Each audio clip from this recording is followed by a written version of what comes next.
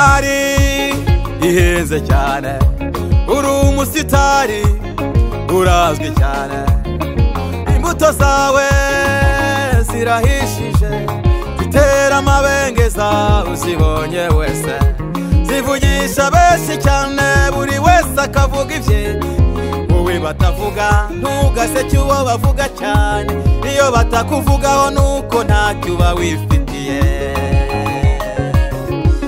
Igiti kiri mu imbuto nicyo giterwa amabuye, impamvu ubona ugeragezwa no kubitsa, erega nta yindi mpamvu.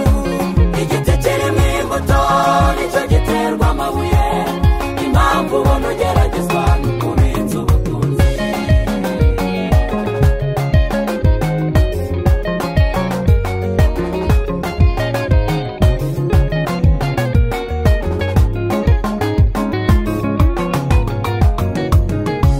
Urugero rwiza n'umugabo Yosefu wavukaga mu bana 12, yarabitse ubutunzi bw'ibyahanuwe yuko azaba umuntu ukomeye mu bihe biri imbere.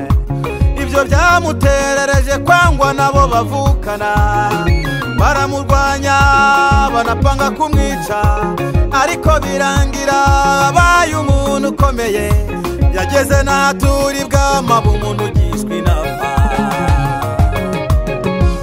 Igiti kiri mu imbuto nicyo giterwa amabuye, impamvu ubona ugeragezwa no kubitsa ubutunzi. Ihangane komera ushikame cyane, Igiti kiri mu imbuto nicyo giterwa amabuye, kwera imbuto zikwiriye impamvu ubona abihanye. ugeragezwa no kubitsa ubutunzi.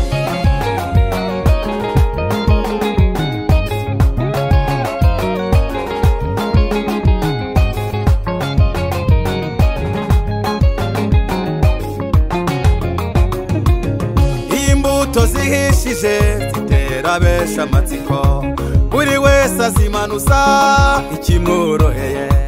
Hari abazimanuza amabuye, hari n'abamanuza urugesho, hari abatera imijugujugu, abandi bakurira, abandi bakanyega.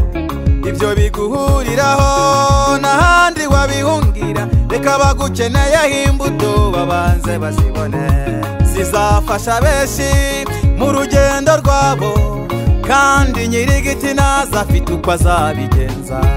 Igiti ndirimba ni wowe nshuti yanjye, uri igiti Imana yitereye, ikeneye ko wera imbuto nyinshi cyane, ukazisoroma